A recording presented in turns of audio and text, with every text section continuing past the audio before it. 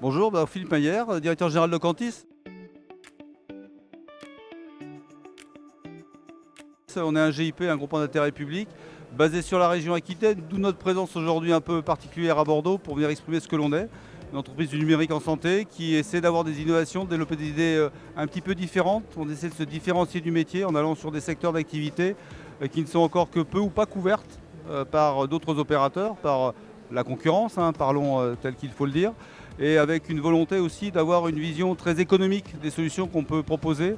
La technologie est une chose, les fonctionnalités en sont une autre, mais la partie économique est vraiment prépondérante dans un schéma aujourd'hui qui malheureusement met en difficulté beaucoup de structures. Alors à la fois bien sûr les structures hospitalières, tous les acteurs de santé, mais aussi bien sûr les opérateurs tels qu'un GIP. Donc on est très vigilant à ça et on essaie de construire des solutions qui prennent en charge aussi cette partie-là. Avoir des produits efficaces, efficients, c'est indispensable. Faut-il encore que le marché puisse l'acquérir, et si le marché ne peut pas l'acquérir, on n'a pas vraiment d'intérêt. Je pense qu'on a loupé un peu notre challenge.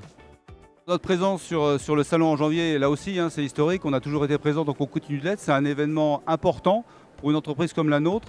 C'est vrai qu'aujourd'hui, on a une actualité assez forte autour de la sécurité, de la cybersécurité, puisqu'on a présenté sur l'Agora centrale aujourd'hui, ici, la solution portée par Ocantis, Safe Data, qui permet effectivement résilience, continuité de service, mais pas que, puisqu'on intègre aussi toute la partie SSOIM au travers d'un partenariat de co-développement avec une start-up française, Fairtrust, avec lesquelles aujourd'hui on a réussi à s'implanter, je pense, assez efficacement.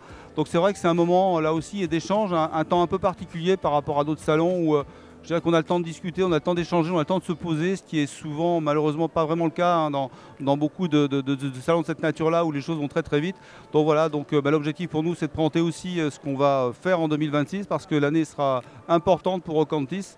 On va arriver avec de nouvelles solutions, on va arriver avec des solutions très innovantes d'un point de vue technique, d'un point de vue fonctionnel, et puis avec une vision, là encore, comme je le disais précédemment, avec une vision économique très très particulière qui sera je pense, une très très bonne réponse à l'attendu des structures et des établissements.